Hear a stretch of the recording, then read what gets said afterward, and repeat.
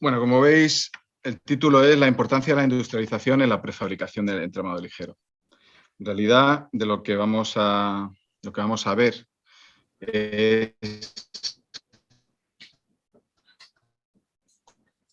cómo dentro ecológica y todo lo demás, es esencial que también consigamos que sea asequible, que más personas puedan verdaderamente disfrutar de esto que hablábamos antes, de sostenibilidad, eficiente, etcétera. Y para la asequibilidad hay una estrategia que viene funcionando desde hace mucho tiempo en prácticamente todas las industrias, pero que en la construcción aún tiene mucho recorrido que hacer, que es el de la prefabricación. Cuando Henry Ford empezó a diseñar un procedimiento de fabricación en línea, pues es cuando se consiguió democratizar el acceso al vehículo de motor, al coche, al modelo T, el famoso modelo T de Henry Ford. Y como eso, pues todo lo que consumimos hoy en día se industrializa y eso permite generar una productividad muy alta y hacer muchos metros cuadrados en menos tiempo, lo cual baja el coste y finalmente hace que más gente pueda disfrutar de esto, de lo demás que le exigimos a la vivienda. Lo que vamos a hablar hoy es de que la madera en realidad es el material idóneo para la prefabricación, porque es resistente, se trabaja muy bien y además es, con la tecnología actual, muy industrializable, aparte de que es muy ligera, con lo cual os habréis cruzado más de una vez con camiones que llevan dos elementos de hormigón que son los que puede cargar ese camión por lo que pesan. Si fuesen de madera podría seguramente llevar 8. En definitivas cuentas, cuando algo se industrializa también luego hay que transportarlo y si se transporta con menos recursos también es una bajada de coste, una bajada del impacto en el análisis del ciclo de vida y todo lo que ello conlleva. ¿Qué es prefabricar? Según la RAE, dicho de una construcción formada por partes fabricadas previamente para su montaje posterior.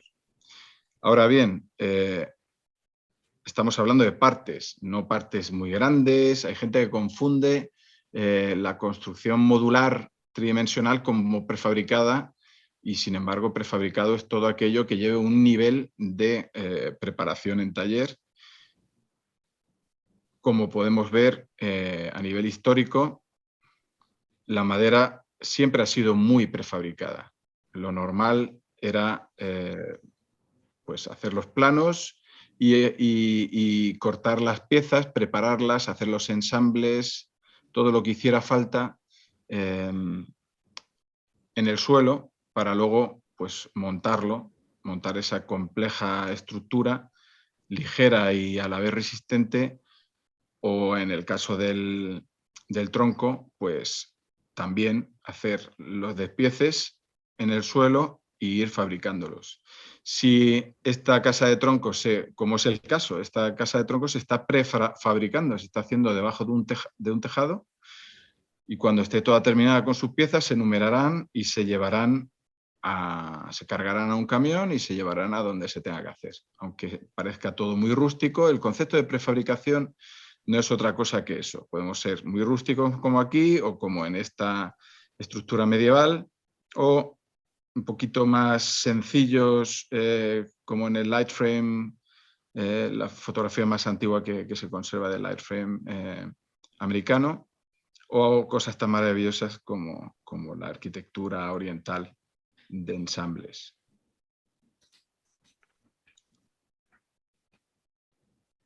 El tatami, todos conocéis el tatami. El tatami, lo que no conoce todo el mundo es que es una unidad métrica que servía para diseñar casas y con ello influía en las dimensiones de diferentes maderas que ya se prefabricaban, es decir, había carpinteros especializados que hacían piezas de esta dimensión, hacían X piezas, otras de esta dimensión, otras de poste, y con unas 15 piezas se podía hacer prácticamente cualquier casa a nivel de pared, o sea, de cerramiento vertical. Y es así como con la arquitectura industrializada desde la concepción y desde el diseño se fue consiguiendo una optimización de los recursos y una también democratización, me imagino, al hacer que los procesos de construcción estuviesen muy avanzados. Se compraban X piezas de esto, del otro, se arreglaban, se adaptaban un poquito y se podía hacer la casa. Es ese tatami y esa arquitectura, en este caso japonesa, tan peculiar la que permitía aprovechar al máximo esa estandarización de materiales. Aquí veis diferentes ejemplos de piezas y despieces que corresponden a una serie de elementos constructivos y además no solo ello, sino que también con unos ensambles específicos muy estandarizados que responden cada uno de ellos a una solicitación mecánica concreta, que como resultado tiene, aunque parezca mentira, pues esta arquitectura tardomedieval, que en realidad es prefabricada, es industrializada y estandarizada en el nivel que lógicamente la época permitía. Pero también en España y en Latinoamérica, como es lógico, como consecuencia, se desarrollaron unas técnicas de prefabricación muy específicas. Si no conocéis esta página web, os la recomiendo. Se llama Albanecar, como viene aquí en la derecha, no sé si lo podéis leer, albanecar.es. Sí que se ve, sí, Manuel. Muy interesante para el que quiera conocer el avance matemático, topológico y geométrico que permitía que cuando se reconquistó la península, de pronto hacían falta muchísimas iglesias. Ya sabéis cómo era en aquella época, era lo más importante en cada pueblo o incluso en cada barrio. Entonces, esa gran demanda de iglesias, se hacían las paredes, los maestros hacían las paredes con unas dimensiones concretas, había varios modelos, por decirlo de una forma simplificada, y a raíz de estar hechas esas paredes, pues con los cartabones, con una serie de cartabones mínimos y con la geometría heredada del mundo árabe, éramos capaces de resolver pues todos los elementos, todos los ángulos que hacían que pudiésemos prefabricar en el suelo y montar en tiempo récord estructuras de cubierta pues relativamente complejas y sin más matemática que la que aquí veis. Muchas veces los entrelazados y las figuras que se ven en armaduras, etcétera, etcétera, no son realmente elementos simplemente decorativos, sino que es su matemática la que permite el control de la precisión geométrica integral. ¿De acuerdo? Y es un buen ejemplo de cómo la madera siempre, desde el principio, los carpinteros y los maestros han ido buscando métodos de estandarización, de desarrollo de geometrías que les permitiesen repetir de forma muy rápida con una serie de personas estructuras de bastante importancia. Pues aquí podéis ver, desde el punto de vista de la prefabricación, cuando hablamos de prefabricación, modularidad, etcétera, de lo que estamos realmente hablando. De izquierda a derecha vemos niveles de complejidad geométrica desde el punto de vista volumétrico. En la izquierda del todo tenemos elementos lineales o unidimensionales, que son despieces que pueden venir hechos de taller o cortados con una máquina de control numérico y que se pueden montar en obra o se pueden montar en taller, es decir, pero es el primer nivel de prefabricación, el básico, lógicamente. Con esos elementos lineales se pueden crear elementos superficiales, como esta pared que hay aquí colgando de la grúa, y combinar con elementos lineales como vigas y postes, con lo cual tendríamos un nivel intermedio de combinación de elementos lineales y superficiales, 1D y 2D, que se prefabrican o bien in situ, como hacen los americanos, las películas estas de los cuáqueros, los Amish, en los que se ven cómo hacen la pared en el suelo o la levantan. En fin, hay múltiples formas de hacerlo y de combinar. Luego nos podemos ir a elementos superficiales, o sea, proyectos ya mucho más trabajados con dimensiones más grandes. Aquí ya estamos yendo a niveles de industrialización más altos y más precisos, en los que todo se puede desarrollar con elementos superficiales, ya sean estos de contralaminado, ya sean de entramado ligero. Entonces, pues esto es un nivel de prefabricación aún más alto que te permite además pues, llevar paños muy grandes acabados, incluso con ventanas puestas, etc. Y el último, el nivel más alto de todos, es el tridimensional. Lógicamente, aquí tenemos, mucha gente se pregunta qué es la mejor solución y la realidad es que tenemos la suerte de que no hay una mejor solución. Cada proyecto te va a dar unas pautas y en unos será la de la izquierda la idónea y en muy pocos realmente, pero en otros también será la de la derecha y ahora veremos cómo. En realidad, de izquierda a derecha tenemos que en obra, si nos fijamos en el esfuerzo en obra, porque la ventaja de la prefabricación es que tú en el taller puede llover, puede nevar, puede hacer mucho sol o mucho viento, pues da igual, estás trabajando, tienes a tu disposición toda la herramienta, todos los recursos necesarios, tienes palés de clavos y de tornillos, no te quedas, difícilmente te vas a quedar sin alguno de los materiales o herramienta o maquinaria que necesites, con lo cual no hay la típica interrupción de la obra en la que de repente pues, o se ha roto una máquina y estás a 50 kilómetros de tu nave o eso desaparece o se mitiga extraordinariamente.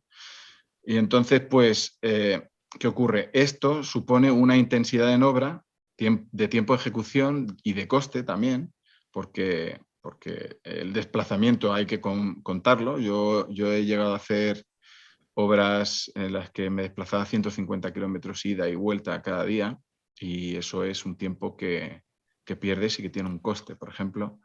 Y no era de este tipo, sino era más bien del tercer tipo, pero de una manera o de otra, todo lo que se pueda hacer en taller es una reducción importante de costes.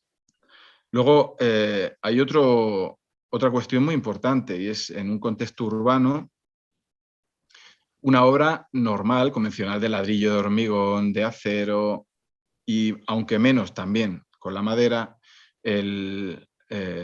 trabajar en obra, cuanto más se trabaja en obra, más ruido se produce, los residuos de todo lo que te sobra se quedan en la obra y hay que gestionarlos.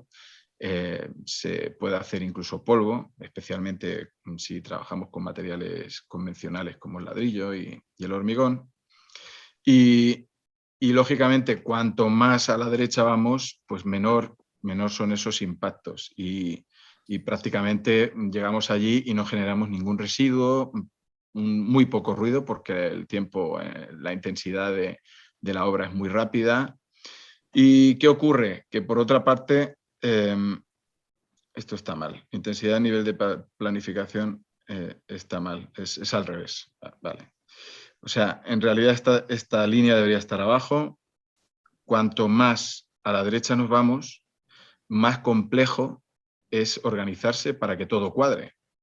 Porque Cuando vas con unidades individuales vas resolviendo problemas conforme van surgiendo en obra, y cuanto más terminado está, especialmente la madera, que hablamos de milímetros de precisión, o sea, los márgenes de la precisión son milímetros de lo preciso que es, pues no puedes improvisar, tiene que estar todo, cuanto más mayor es el acabado, más terminado tiene que estar, ¿no? Eso significa que todo el esfuerzo que no se hace en obra se tiene que hacer antes en la planificación, en el diseño, en la oficina. Lógicamente, cuanto más nos vamos a la derecha, también mayor es esa intensidad del esfuerzo y coste en taller y luego el transporte.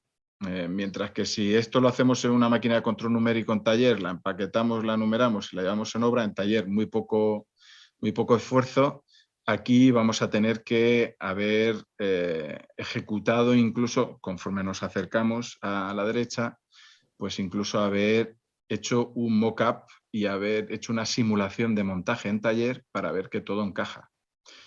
Porque luego lo que no podemos hacer es tener una grúa de 100 toneladas parada 3 horas porque estamos intentando rectificar un problema, ¿no? Y como eso no se puede hacer así, significa que el esfuerzo y la concentración y dedicación en el taller es más grande. Siempre, sin embargo, va a ser más reducida que en obra. También hay una cuestión, la dificultad logística,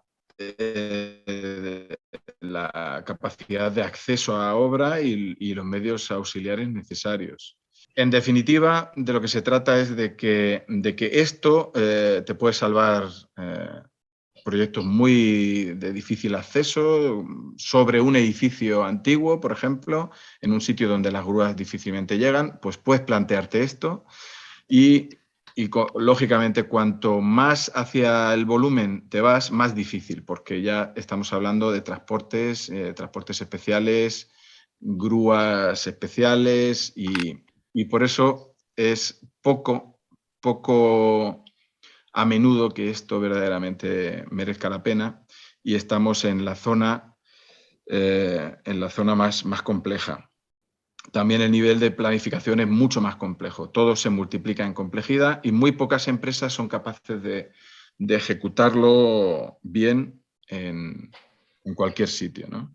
Y cuando hablamos entonces de la relación óptima de coste-oportunidad, flexibilidad proyectual, esta terna, este trío de parámetros, cuanto más estamos aquí en esta zona central, más nos acercamos a un coste muy ajustado, velocidad de ejecución y de nivel de acabado, etcétera, etcétera, muy alto, sin que tengas la repercusión de, como en este caso, transportar volumen. Lógicamente, lo que transportaría, por ejemplo, un camión para este proyecto, para este solo módulo, seguramente podrías transportar toda una planta en 2 dimensiones, para que nos hagamos una idea. A ver, aquí tenemos un ejemplo de construcción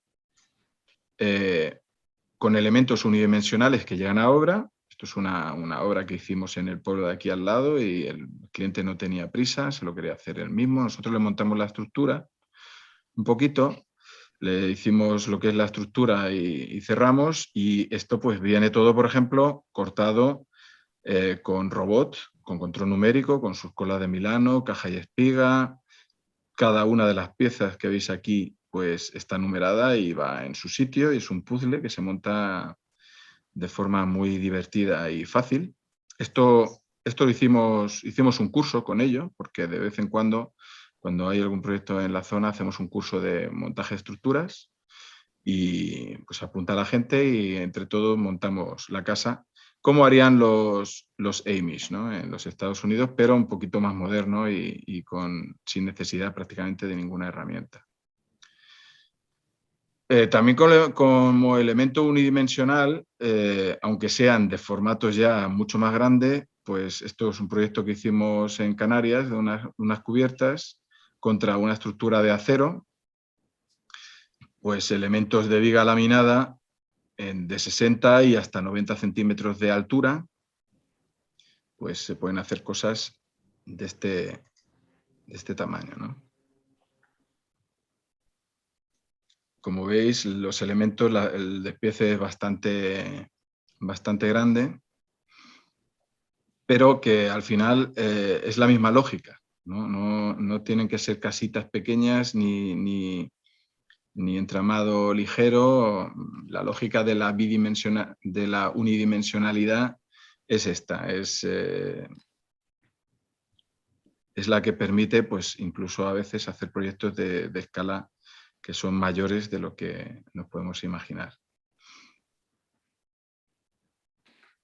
En las dimensiones más pequeñitas en las que conviven elementos lineales, como son estos de cubierta, y hay elementos, una conceptualización más mixta, y elementos prefabricados de paja, como son estos, que tienen, pues, un tamaño muy reducido, el tamaño que en el diseño del proyecto ha determinado que es el que mejor se va a manejar y mejor va a funcionar, pues permite precisamente consigues modulando lo que verdaderamente quieras. Aquí voy a enseñar un proyecto en el que estuve ayudando a entrar en la industrialización a mis amigos de Farhouse, que son esta gente. Este es el cliente de la casa. Este es mi amigo Albert y su padre, María. Este era yo, con el pelo negro. Y bueno, en este caso, esta es la primera casa que se ha certificado Passive House en España con aislamiento de paja, ¿vale? Y estaba conceptuada de forma que viniesen unos elementos, pues, adaptados precisamente a los medios auxiliares que queríamos ajustar. Los elementos de cubierta, las paredes sí eran, pues, de una sola pieza por elemento, por planta, y los elementos de forjado, ¿no? Pues también se ajustaban a los requerimientos estáticos, pero a su vez a la geometría óptima del transporte. Aquí podéis ver una transparencia, como en el diseño del kit, pues todo se une a través de colas de Milano, de ensambles, etcétera, etcétera, que luego, donde sea necesario, además se utilizarían, pues, tornillos y placas y todo lo que haga falta como sistemas de unión. Aquí veis la imagen de cómo es el kit a nivel estructural, y aquí, pues, cómo antes de hacer los cerramientos con sus instalaciones típicas de Passive House, pues cómo es ese espacio, ¿no? Ya acabado.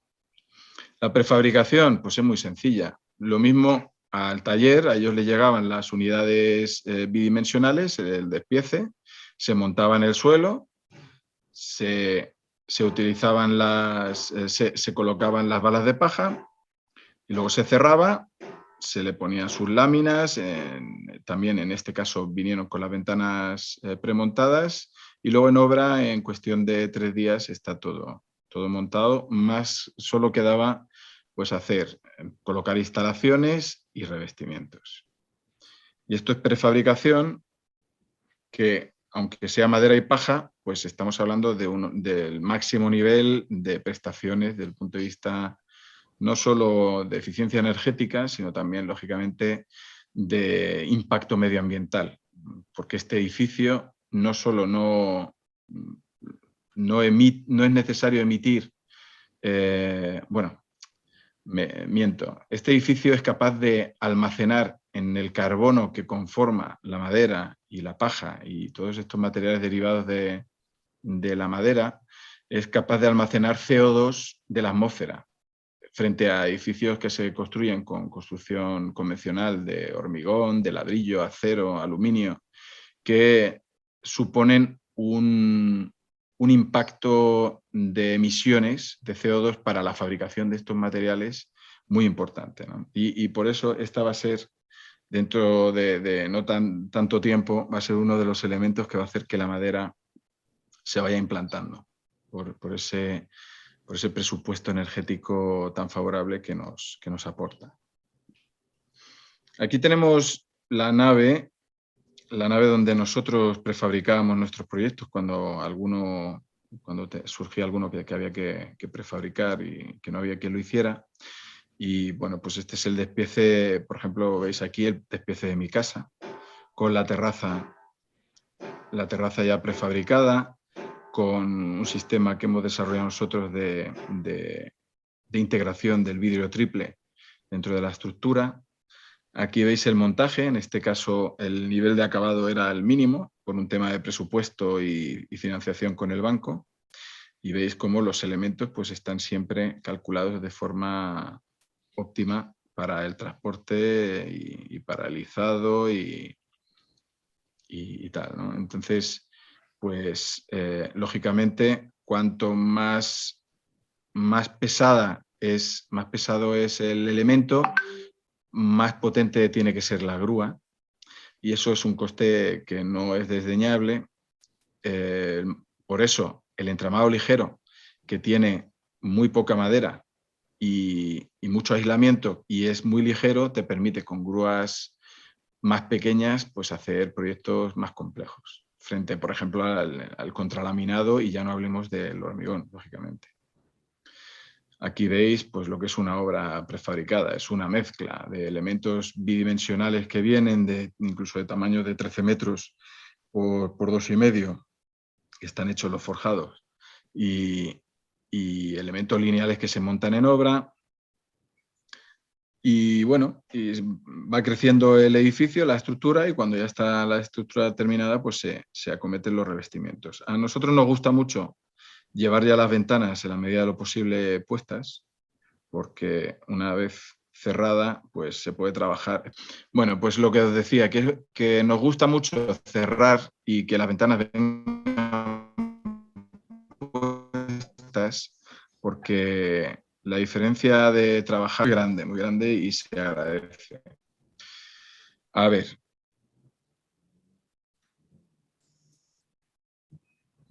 El tema de la prefabricación. Hemos visto lo que es el montaje un poquito, ¿no? Pero ¿qué ventajas? Son muchísimas. La calidad aumenta mucho, aunque solo sea por un motivo evidente, que es el de que estás trabajando en el suelo. No es lo mismo utilizar una pistola de clavos o un atornillador o lo que sea, cualquier herramienta que aunque solo pese 3 kilos o 5, al final estar subiendo una escalera y en malas posiciones hace que vayas muy despacio, que seas menos preciso y que incluso te arriesgues a tener lesiones y accidentes. Sin embargo, trabajar en horizontal, en elementos constructivos siempre accesibles, con la herramienta en un carrito, etcétera, etcétera, lo que te permite es precisamente trabajar muy a gusto, con una temperatura más o menos homogénea, independientemente del clima. Y muy, muy importante, siempre lo diré, quita mucho riesgo de accidentes en obra. Otro asunto muy interesante y muy importante es el del control de calidad como arquitecto, como ingeniero, que te permite el visitar los elementos cuando se han fabricado, antes de ser llevados a obra y de ser montados. Además, una ventaja muy grande es la posible automatización y utilización de maquinaria de altas prestaciones. Lo que os decía, no sé dónde se quedó el tema, la estructura principal con elementos unidimensionales que también vienen preparados en taller, será el taller de metálico, lógicamente, de carpintería metálica. Daros cuenta que decimos siempre carpintería, aunque sea metálica, y elementos de madera de grandes dimensiones, bidimensionales, que por su enorme rigidez y ligereza son capaces de hacer que este proyecto prácticamente no tenga estructura, en el sentido del volumen que ocupa la estructura. Para aquellos que no lo sepáis, la madera es superior, la resistencia estructural, el módulo de elasticidad de la madera es superior que el del acero, si lo comparas en función de su peso, del peso propio.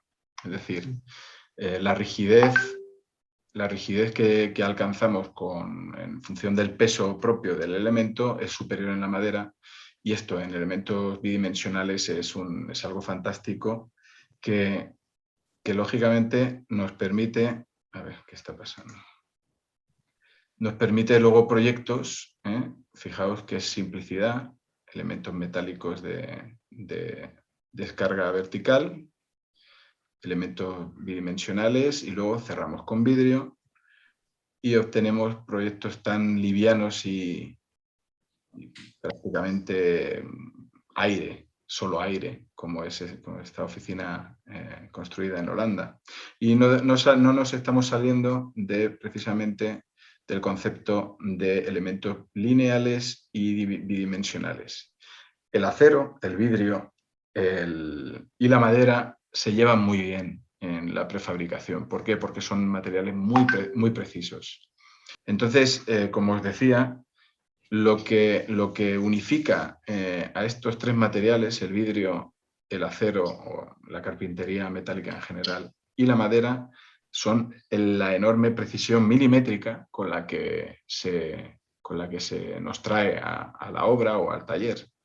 El problema del ladrillo y del hormigón, siempre que el hormigón no sea prefabricado, es que tenemos le decimos tolerancias, pero yo casi me apetece llamarlo intolerancias increíbles de centímetros, pero muchos, no voy a decir palmos, pero en fin, frente a estas tolerancias tan restringidas y estas precisiones que tenemos en estos materiales, y sobre todo si trabajan conjuntamente, si enfrentamos a eso el hormigón y el ladrillo, pues podemos decir claramente que la prefabricación requiere de estos materiales. El hormigón y el ladrillo no son tan óptimos para ser utilizados como material de prefabricación. Aquí veis... Yo me disculpar por pasar por aquí. Aquí veis diferentes formas, diferentes planteamientos de prefabricación, en este caso de elementos bidimensionales, todos ellos de fachada, que también, en este caso, por ejemplo, el de la izquierda, es un elemento estructuralmente activo, porque va a cooperar, a ayudar a resistir el peso que le venga encima, ya sea una planta o su cubierta.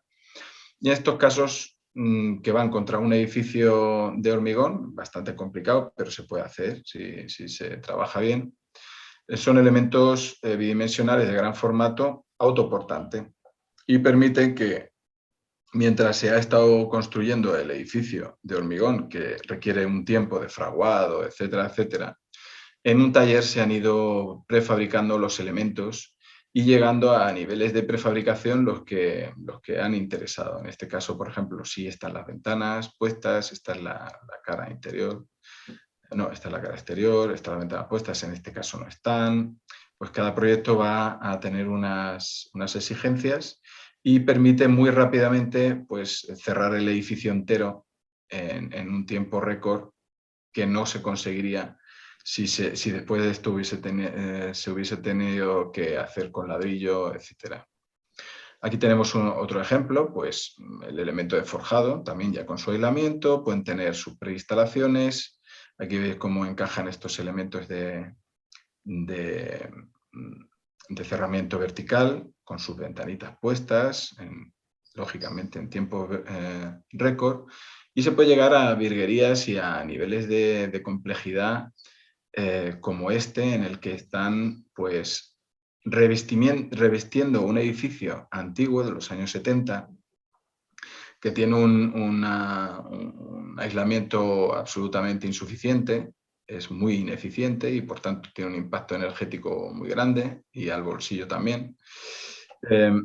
Pues se están aplicando elementos prefabricados con entramado ligero, con unos niveles ya de acabado bastante importantes, para revestir, mejorar la estética, el revestimiento exterior, pero también para mejorar el comportamiento energético del edificio.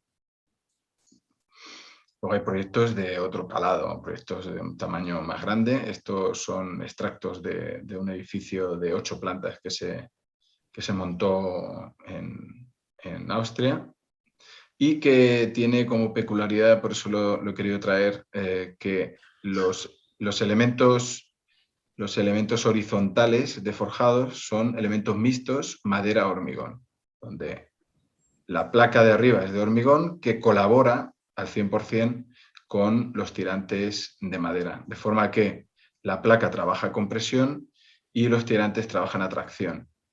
Y todo ello junto generan un sándwich con unas prestaciones óptimas de comportamiento al fuego, desde el punto de vista acústico, estructural, etcétera, etcétera. Ambos combinados tienen la capacidad de cubrir una luz superior que si lo intentásemos hacer solo con hormigón o solo con madera.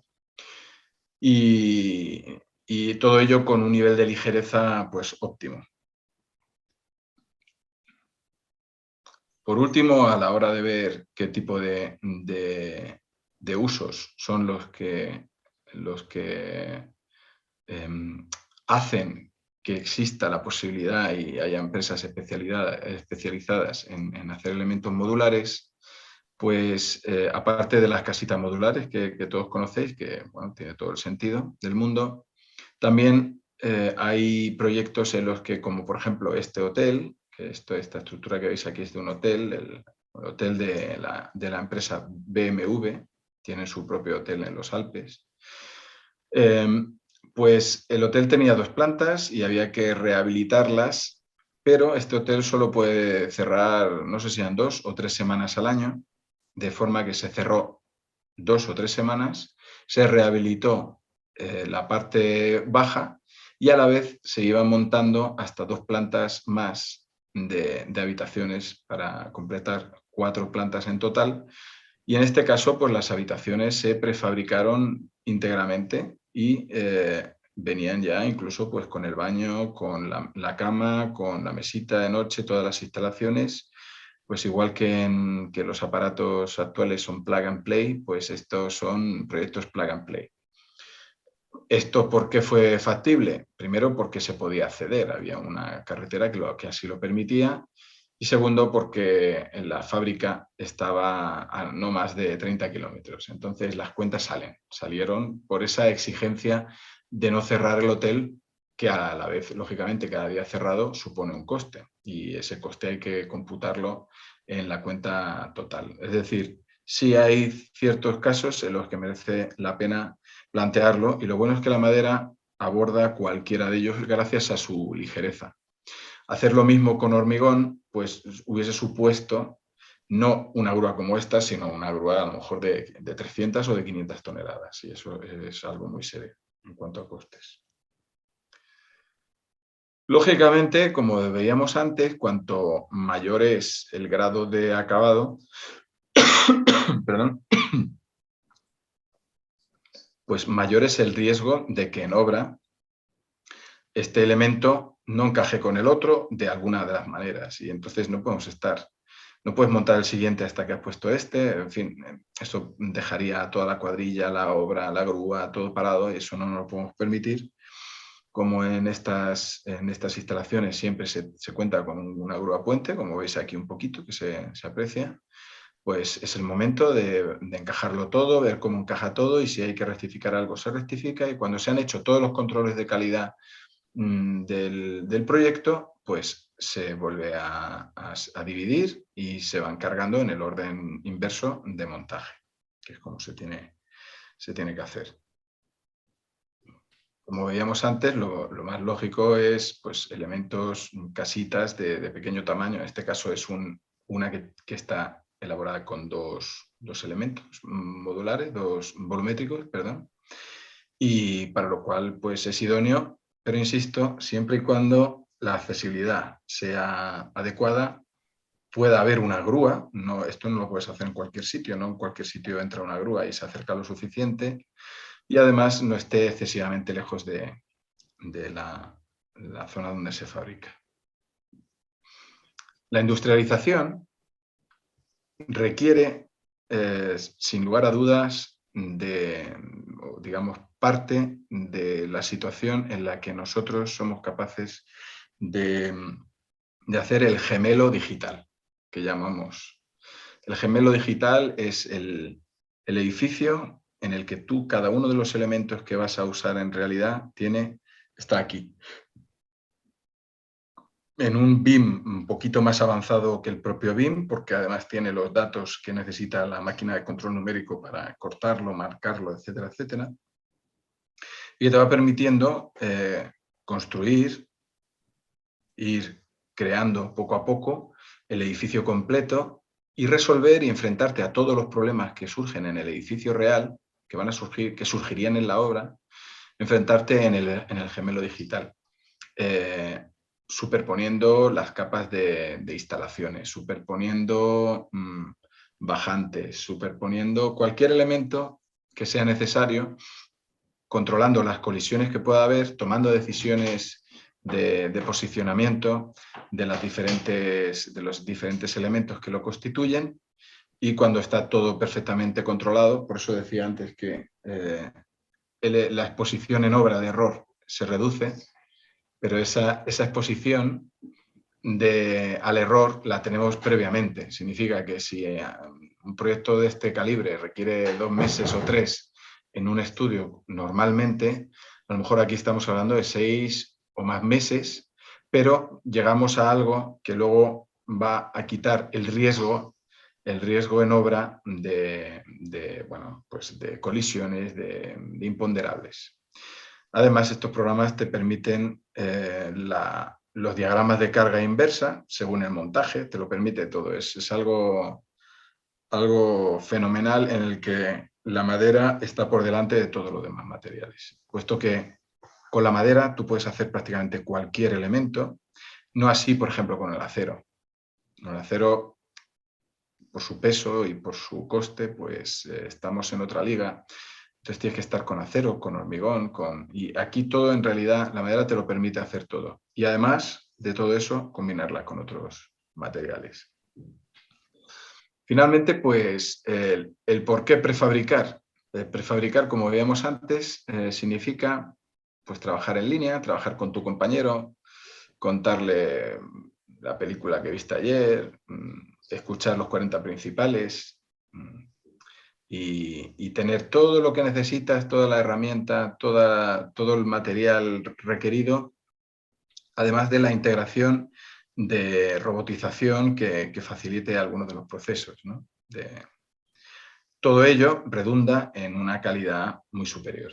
Si te equivocas en un elemento, pues siempre vas a tener material que te rodea que puedas utilizar para compensar, para rectificar ese error. Y desde el punto de vista de los técnicos e incluso los clientes, el control en obra es mucho más cómodo, puesto que vas a ver cada uno de los elementos antes de ser montados y vas a poder darle el visto bueno, e incluso pues obligar a repetir algo que no esté en el nivel que debería estar. Es decir, el seguimiento de la calidad es muy superior. Ya se están tanteando sistemas totalmente robotizados para montaje de elementos y tal y tal. Yo personalmente creo que esto está muy bien, pero a día de hoy va a requerir. Esto sirve cuando haces un coche, que siempre es el mismo coche y los procesos son siempre los mismos. Si haces siempre el mismo chiringuito, pues va a ser óptimo. Pero si no, siempre va a ser mejor trabajar con humanos que son más versátiles y van a poder responder a cualquier problema y a cualquier cambio de planes de forma instantánea, ¿no? Cuando cuentas con unos profesionales. Sin embargo, bueno, es un proceso imparable, lógicamente. Y algún día, cuando tengamos una inteligencia artificial suficiente, pues ya no haremos falta ninguno. Para terminar, os quería presentar rápidamente un pequeño proyecto que hicimos en Barcelona, nosotros. La arquitectura la diseñaron unos arquitectos de allí de Barcelona para una empresa que se llama La Casa por el Tejado, allí en Barcelona. La Casa por el Tejado, sí, son muy famosos. Sí, entonces alguien de allí del equipo me llamó un día diciendo que tenían un problema y que no sabían qué hacer, porque se había hecho un diseño de 2 plantas para obtener el rendimiento económico que permitía hacer el edificio, es decir, si hacía solo una planta no salían las cuentas, dado que tenéis que entender que se adquieren los derechos de vuelo de aquí y esto lo adquieres con los propietarios de abajo, eso hay que pagarlo. Y luego lo que vendas tiene que ser, vamos, tiene que haber un rédito, un rendimiento al final y no puedes pagar más de lo que vas a cobrar. Entonces, una planta no salía en las cuentas, 2 plantas sí, pero se habían dado cuenta que no lo podían hacer con contralaminado porque pesaba mucho, no lo podían hacer con acero aligerado, ni lo podían hacer, prácticamente no les salían las cuentas con ningún sistema que hubiesen visto y solo podían hacer una planta. Entonces nos contrataron una consultoría técnica para analizar el proyecto, a ver si había forma de rescatarlo. Y en la consultoría pues hicimos una propuesta y esta propuesta consistía, no voy a entrar mucho en detalle por falta de tiempo, lógicamente, consistía en crear estos elementos que veis aquí, o sea, para que os hagáis una idea, toda la casa entera, el peso de las 2 plantas descansa en estos 2 laterales, en este tramo, en este tramo, en este y en este tramo. Y no puedes apoyar en ningún punto intermedio. Que dada la geometría del forjado, estos son huecos, esto también es un hueco, era un problema bastante complejo de resolver. Además, estamos hablando de una estructura biapoyada de 6 metros de longitud y por diferentes motivos estos elementos de aquí y el de cubierta no podían superar los 20 centímetros. Con lo cual no salían las cuentas, lógicamente. Entonces estuvimos haciendo un análisis de la situación y finalmente lo que hicimos fue hacer vigas mixtas, vigas compuestas de madera y acero, de forma que esto está al revés, ¿no? Está boca abajo, digamos, que está moviendo el suelo de la viga. Esta placa de acero debería estar abajo, trabajaría a tracción, y la madera que hay encima trabajaría a compresión y como están unidas con una resina estructural, pues las 2 colaboran y equivalen a una vigueta de madera de 52 centímetros de altura, según el cálculo. Y entonces con esto conseguimos resolver el problema que teníamos, que era el de apoyar toda la casa, todos los forjados de la casa a los extremos sin un apoyo intermedio y no superar los 20 centímetros de altura real, aunque la altura estática fuese muy superior. Es decir, la madera y el acero, como decíamos antes, por su precisión, fijaos cómo venía cortado por el robot, con toda la precisión que requiere el HEB, medio HEB, que es lo que hay aquí. Eso nos permitió resolver la modulación de esta obra y al final la prefabricamos nosotros porque bueno, nos lo pidieron así y aunque era en Barcelona y no queríamos porque estaba muy lejos, al final pues nos liamos la manta a la cabeza, lo prefabricamos y lo llevamos. La prefabricación es algo muy complejo. O sea, la prefabricación no es algo muy complejo, perdón. El montaje puede ser algo muy complejo. Pensad que este edificio había que hacer cada planta en un domingo, porque como es una calle céntrica de Barcelona, solo te dejan cortar la calle en domingo. Tenemos que hacer 2 plantas, así que hicimos una planta un domingo y la otra planta al domingo siguiente. El asunto es que controlar una grúa en un sitio tan cerrado, tan estrecho y con una profundidad de aproximadamente 20 metros que había hasta el último elemento, significa que tienes que calcular el peso de cada uno de estos, porque la grúa esta es capaz de levantar 100 toneladas aquí, cerca de ella, pero conforme la pluma va bajando, el peso que es capaz de cargar va disminuyendo. Todo eso hay que pensarlo en el proyecto, hay que calcularlo. Por eso es más complejo cuanto más grande y más pesado es el elemento. Aquí tenemos unas imágenes de cuando estuvimos montándolo. Los elementos de transición entre el edificio antiguo, que son más altos, son de 52 centímetros también, pero estos sí, de madera maciza, madera laminada. Y luego encima ya iban viniendo pues, todos los elementos de pared, de carga y los siguientes elementos de forjado, etcétera, etcétera, con la complejidad que tiene hacer todo esto en medianeras, con las maniobras que hay que hacer, o sea, es bastante complejo, pero era, digamos, el único plan que nos permitía resolver lo que exigía el proyecto de arquitectura.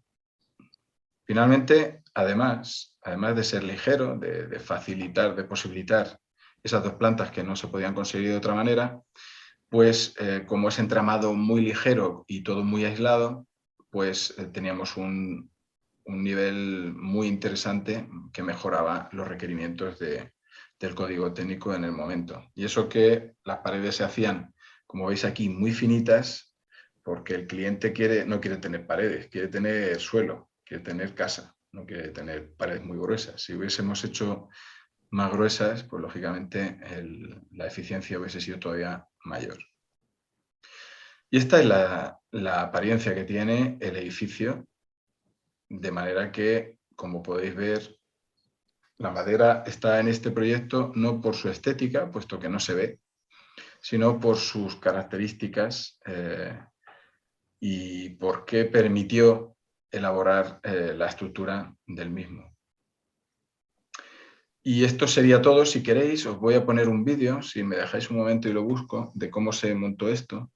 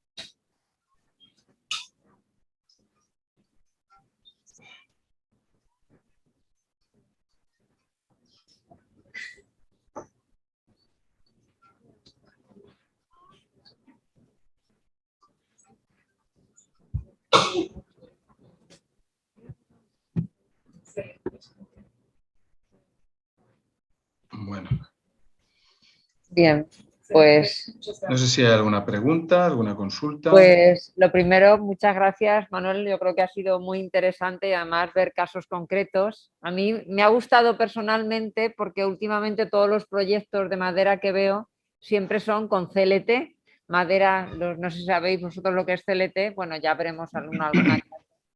Sí. Me ha gustado el que veo muchos entramados, que la verdad es que, por ejemplo, la Comunidad Valenciana tiene muchos bosques, de las zonas que más bosques tiene de Europa, pero no tenemos madera estructural, pero sí que de entramados y tableros hay una industria potente. Entonces, hay más vida más allá de lo que son las maderas, lo que es el CLT, los tableros CLT, y lo que son las vigas y pórticos de toda la vida, ¿no? Entonces, yo creo que a mí me ha parecido personalmente muy interesante todos los ejemplos que has puesto de entramados, un montón. De hecho, los forjados que habéis hecho ahí en Barcelona, en lo de la casa por el tejado, he visto que también son entramados que hacéis vosotros. No sé, Sí, claro. a mí me ha llamado especialmente la atención eso, porque creo que el futuro en muchas zonas donde no hay una industria potente de madera estructural, pues es una salida muy interesante, la verdad. ¿Queréis preguntar alguna cuestión a Manuel antes de que se vaya?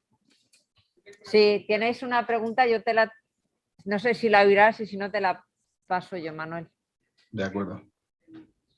En Chile pasa mucho de que las construcciones en madera se han dejado mucho de realizar porque la madera, tú compras una madera que está perfectamente a plomo, digamos, lisa, la instalas, la plomas, pero pasa un mes y con la temperatura, con la humedad, se tuerce. Entonces es muy difícil poder mantener una línea recta cuando uno trabaja con madera.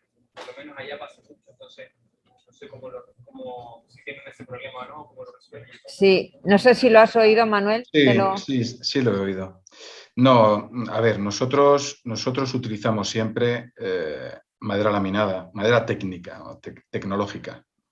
Para la parte estructural, para elementos esenciales, utilizamos siempre madera técnica. ¿Qué significa eso? La madera puede revirar, puede atejarse, en fin, se puede deformar cuando se seca. Y esto se debe a la propia estructura interna del material, de cómo crece el árbol. Por eso lo que se hace ahora mismo, es que se coge la madera aserrada y se transforma laminándola o haciendo microlaminado o haciendo cualquier producto que sigue un proceso industrial y que al final vas a obtener unas piezas, unos elementos. Por ejemplo, vamos a irnos un poquito para atrás, vamos a obtener unos elementos que son totalmente no solo estables, sino que los que tienes la resistencia garantizada, ¿no? Por ejemplo, aquí abajo a la izquierda, ¿no? Podéis ver, pues todo esto está estabilizado. Aquí veis las láminas que lo componen y esto te garantiza que no se va a deformar de ninguna de las maneras. Y eso, añadido con la precisión del corte, fijaos qué precisión con la que entran las piezas, con la precisión del corte que hace el robot, supone que puedes pedir la ventana con antelación porque sabes que el hueco va a ser exactamente como tiene que ser, no se va a deformar, no va a ocurrir nada. Lógicamente, luego hay que también saber construir con madera. No puedes usar la madera de cualquier manera. Hay maderas y maderas. Hay elementos estructurales de interiores y los hay de exteriores. Y para cada uno, pues hay que saber escoger el producto correspondiente. ¿No veis? Esto, por ejemplo, es microlaminado. Son unas chapas de desenrollo. ¿Lo veis? Y este es todavía más estable, más resistente. En fin, hay infinidad de productos y hay que saber trabajarlos. Ese es el arte del carpintero, lógicamente. Bien, pues alguna cuestión más. Pues la verdad es que te agradecemos mucho el que hayas. Otra pregunta. Oye. La diferencia, ¿genera algún problema las dilataciones entre el acero y la madera? La diferencia Sí, no sé si lo has oído. Sí. Vamos a ver. La madera no dilata ni contrae por temperatura, o digamos que prácticamente estamos hablando aquí en madera estructural de coníferas, ¿vale? Cuanto más densa es la madera, pues menos aire contiene, lógicamente, por eso pesa más. Pero cuanto más ligera es la madera, menos se va a deformar, tanto en el caso de temperatura, que prácticamente, ya te digo, se puede considerar que no se deforma. La temperatura, la dilatación, contracción térmica prácticamente no le afecta a la madera. Lo que le afecta a la madera es la hinchazón y merma por saltos de humedad. Por eso decía antes que es importante saber dónde vas a aplicar el material, en qué caso. Si estamos hablando de un caso de interior, como es este que tenemos en la fotografía, vamos a tener una humedad relativa estable durante todo el funcionamiento del edificio, y los productos de madera industrial vienen con un porcentaje fijo industrial para que tú controles ese aspecto.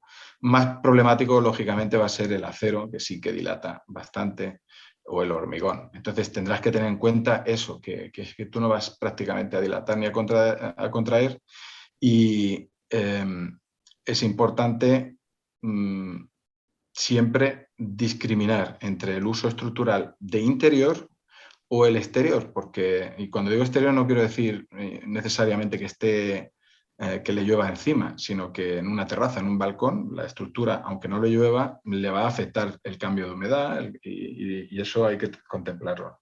Pero hay productos que lo aguantan muy bien, que tienen menos deformación, es cuestión de analizarlo y escoger bien.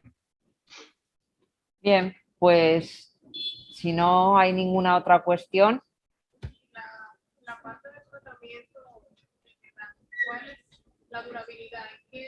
¿Cuál es el estado en el tiempo que podría durar una edificación hecha con eso? La durabilidad, pues en Teruel descubrieron una cubierta de madera que no sospechaban que estaba en la Catedral de Teruel, y tenía 900 años. La durabilidad del hormigón, los reaseguros, que son los que te aseguran, los que le aseguran a la aseguradora, el hormigón te garantizan, o sea, te dan un seguro equivalente a 10 años por cada centímetro de revestimiento que haya frente a la armadura. Es decir, si cumple la norma de los 3 centímetros de revestimiento de hormigón frente a la armadura, en realidad, por experiencia, ellos te van a asegurar 30 años, no más. Y te aseguran 30 años porque ya saben que el hormigón no es tan durable como, bueno, no en todos los climas. Hay climas en el Sáhara, seguro que dura eternamente, pero en general no es tan durable como se esperaba de él. La madera, sin embargo, si diseñas bien y, en fin, cuando digo diseñas bien me refiero, si tú coges y no te duchas encima de la estructura todos los días, pues esa estructura va a estar seca, y si está seca no va a haber ni un ataque de hongos, ni un ataque de cerambícidos, ni de... ¿Por qué? Ni de termitas, porque a los bichos no les gusta la madera seca. Y si, por ejemplo, en mi zona, que es una zona de clima continental de alta montaña, muy seco, como pueda ser también el de los Andes, pues la madera se pone al 6%, 5% de humedad de equilibrio, y ahí no hay bicho viviente que pueda sobrevivir. Por tanto, casi se puede decir que es una momia que va a durar eternamente, mientras se conserve en ese estado, ¿no? Pero además, perdona, hay todo tipo de tratamientos que te garantizan el uso de la madera en cualquier ambiente, incluido el ambiente marino. Bien, pues para terminar, Manuel, sí que te rogaría que nos enviaras 2 o 3 referencias que consideres relevantes en la materia que nos has impartido para pasarla a todos los oyentes. Bueno, esto me lo comentó Joan, me lo comentó, lo he visto esta tarde, entonces no he podido prepararlas, pero las prepararé y te las mando a ti, ¿de acuerdo? Sí, las hago pasar y así. Muy Bien, bien, pues Begoña. nada, muchísimas gracias por tu tiempo y por no desistir contra los medios, contra Internet, y haber conseguido, y gracias a tus amigos que nos han dejado también su casa para que puedas hacer esta retransmisión. Pues Muchas hasta gracias otra. a vosotros. Un abrazo. Venga.